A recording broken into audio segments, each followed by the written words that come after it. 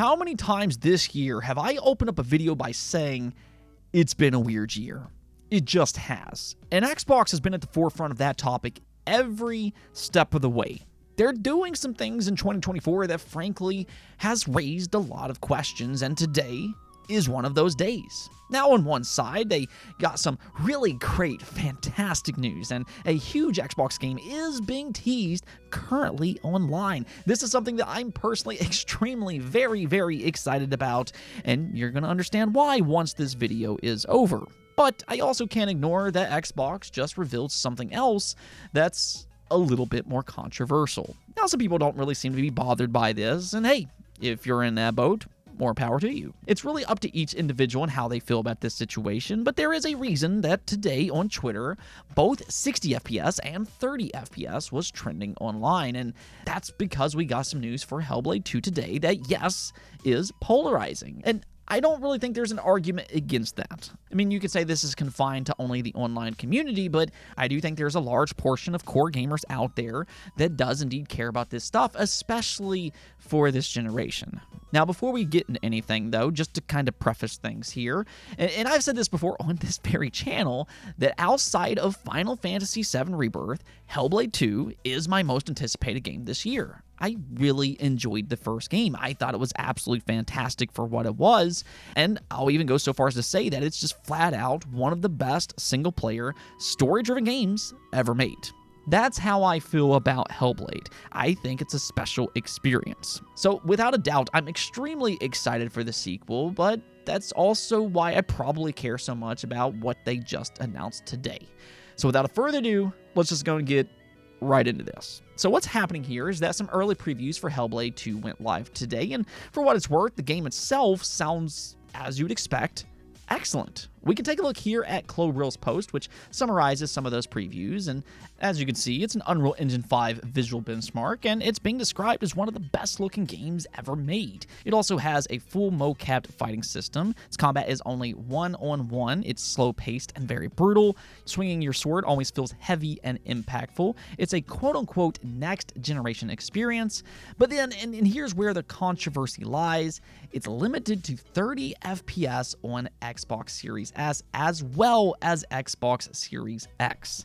Now, just to continue on, it does feature industry-leading audio, and finally, overall as a narrative, it's a linear action experience with very high production values that focuses on story and cinematic craft, impactful combat, and puzzles. So, like I said, it does sound like it's pretty much top of its class in almost every single category outside of the announcement that it will be limited to 30 FPS on Xbox consoles. Now, this was a creative decision made by Ninja Theory. This is not a problem with the Xbox Series X hardware. It was ultimately their decision to go in this direction and focus on 30 FPS. And their logic behind that decision is that Hellblade 2 is meant to be a slower-paced, cinematic experience that feels like playing a movie. Of course, movies aren't 60 FPS either, and that's why they prioritized visuals over performance. And to be fair here, there is some truth to that. 30 FPS might not feel as bad as what it does in other faster-paced games. 60 FPS will not be as important for Hellblade 2 as it would be for, let's say, a first-person shooter as one such example.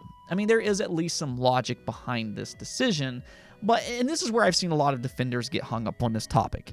Just because they made a conscious creative decision, that doesn't necessarily mean that everybody will agree with it, especially for something like this that will affect the entire experience from beginning to end. I mean, when you think about it, the two major benefits this generation to this point, and was actually kind of somewhat promised by the platform holders, has really been about faster load times and giving players the option to choose between performance or visual fidelity. So anytime you lock fans out of having that option to choose for themselves which one they prefer, yeah, there will be some pushback with that decision. Because for a lot of people, they do genuinely want 60 FPS, especially for those that have an OLED TV. People don't really talk about this. OLED TVs are a double-edged sword. On one side, I mean, they feel amazing when you get to play them at 60 FPS thanks to that instant response time. But then on the other hand, because of the instant response time, 30 FPS on certain OLED TVs has so much judder that it just feels unplayable at times. So for a lot of people, 30 FPS legitimately is just not an ideal situation. This is not a problem exclusively for Xbox or Hellblade 2. It was a problem when Dragon's Dogma 2 did it. It was a problem with Redfall. It was a problem with Starfield, with Jedi Survivor, and even for Final Fantasy 16, which is exclusive to the PlayStation 5. Don't let that performance mode fool you. FF16 is essentially a 30 FPS game. Now, does that mean if you have a 30 FPS on a game that is just automatically bad? No, that's not what this means at all. In fact, most of the games that I just mentioned, I believe are actually great games. And I'm still super excited to play Hellblade 2, and that hasn't changed with today's news. I still think it's going to be a great game at the end of the day, just as Dragon's Dogma 2 is. But there is a desire this generation from the community for better frame rate. And that's all people are trying to say. Nobody, or, at least the ones that genuinely care and aren't just, fanning console wars. But for the ones that are being genuine, they're not saying that it's going to be a bad game. They're not saying that it's going to fail because it's locked at 30 FPS. A lot of the games that I just mentioned sold very well. People will still buy 30 FPS games if they're excited about something or, as long as the game's good. That is the ultimate test after all. Is it good or not? Which, again, I believe Hellblade 2 will be very good based on what we've seen and heard. So, at the end of the day, I think it will have a lot of success combined with Xbox Game Pass, but that doesn't mean that there's not a desire for all of these games to have better performance. I think a lot of the pushback that we're seeing online is coming from people who genuinely do care about this game, and they want these developers to listen, to give them more options to decide how they want to play. Options are a developer's friend, and for fans, that has been one of the biggest selling points for this generation of consoles. I mean, like I said before, at least Hellblade 2 is a slower paced game. That does kind of work in their favor here. 30 FPS might not feel as bad as some of these other games that I already mentioned. And I guess that is where we need to take a wait-and-see approach. This game could actually feel a lot better than other 30 FPS games just because of its playstyle. But let me know how you all feel about this situation.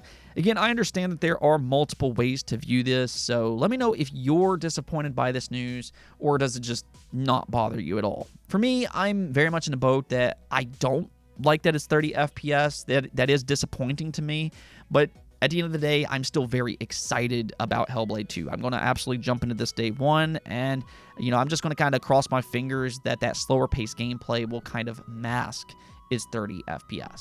Outside of it being 30 FPS, though, I mean, it really does look like an amazing, amazing game. Now, like I said at the top of the video, though, there was one other piece of Xbox news today that is very, very exciting. And I also want to preface this topic as well.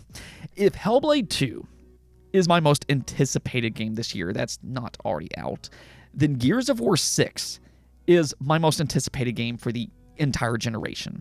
For my longtime viewers out there, you might know that Gears of War, Pokemon, and Uncharted are my 3 favorite franchises of all time. Now, I don't know if I have a specific order for those games, but Gears of War is probably going to be 1 or 2. And in fact, some of my first videos ever made on YouTube were actually Gears of War 3 montages. Now, looking back at it, the editing for those videos was terrible, but Gears holds a very, very special place in my heart. I cannot describe to you what this series means to me personally, and that's why I'm thrilled to talk about this next topic here. According to Jeff Grubb and Perry Lilly on the Xcast, they both claim that something related to Gears of War 6 will happen this summer. Now, for all we know, this could just be a simple teaser trailer, or it could just be a full-blown reveal. We don't really know the specifics of what they're referring to, but if this does happen this summer, this is going to happen very soon. I think the safe bet here is that it will happen at that Xbox Summer Showcase. Now, that's likely going to be June, so that means that it would be just 2 months away from the making of this video. We are right around the corner from a possible reveal for Gears of War 6. Now, what makes this even more exciting, though, is that Shinobi over on Resetera, he has a pretty good track record as well, and he suggested that people aren't ready to see how good the visuals are in Gears of War 6. It comes off as him saying that whatever they're about ready to show, it will be mind-blowing. Now, okay, coming off the Hellblade 2 30 FPS news, I do understand the immediate question will be about its performance. But one thing that we do know for sure is that the Coalition, they are Unreal Engine wizards. They have continuously proven their expertise with Unreal Engine, and I think they're ramping up to reveal a true spectacle of a game for Unreal Engine 5. And because Gears of War has a heavy emphasis on competitive multiplayer, I would be surprised if there's not a 60 FPS option. Now, okay, I guess you could come out here and say that might not include its single-player mode. Okay, that's true. But if there is one studio out there that could come away and just blow people away with Unreal Engine 5, this here is the studio. The Coalition knows what they're doing with Unreal Engine, and we could see the bar set with Gears of War 6. So for you Xbox fans out there, and more importantly, for you Gears of War fans out there, I'm with you guys, perk your ears up because it sounds like news is coming very, very soon. Now, with that said, I will say, I do kind of wonder what direction they'll take with Gears 6 in terms of its story. Gears 4 and Gears 5, I don't think that their new characters are quite as good as the original trilogy with, Marcus Phoenix, Coltrane, Baird, and Dom. But what I'm referring to here is that they made a very peculiar decision to end Gears of War 5. If you played it, you'll more than likely know what I'm referring to here, and I just kind of wonder how they're going to handle that in Gears 6. If you have any guesses as to how they'll handle that, let me hear it in the comments below. Just kind of make sure not to spoil it for other people. But something else that I do kind of wonder about is whether or not they'll open the world up a little bit more. It does feel like the Coalition is gravitating towards a more open environment with Gears 6. We saw a little bit of that in Gears 5. Can they open it up even more? That will be very interesting to see and, see how that shapes up. But either way, I'm always ready to jump in to a brand new Gears of War. If anything else, 2024 just got a whole lot more exciting. Now, one last topic before we end the video. We talked about Ubisoft Forward yesterday, and I actually mentioned the Splinter Cell remake in that video. I said that it really depends on how far it is into its development, on whether or not they'll show it as it's expected to release in 2025 or even possibly 2026. But I do have my fingers crossed that we'll get some kind of an update at this upcoming Ubisoft Forward. Well, about that, here we are just one day later. And to coincide with that Ubisoft Forward announcement, it's been spotted that Ubisoft Toronto seemingly is teasing a Splinter Cell remake announcement on their Facebook account. You can see here posted up by Idle Sloth that they just changed their Facebook header to a Splinter Cell image. I mean, sure, this is simply just speculation for the time being, but if anything, if you like Splinter Cell, there is now definitive hope that we will get an update come June 10th. You might want to tune in for Ubisoft Forward. Anyways, though, that's going to be it for this episode. But again, do let me hear your thoughts on the Xbox news shared today. Do you like it? Do you not? And what do you think about Gears 6 possibly being a spectacle for Unreal Engine 5? Until next time, though, peace out.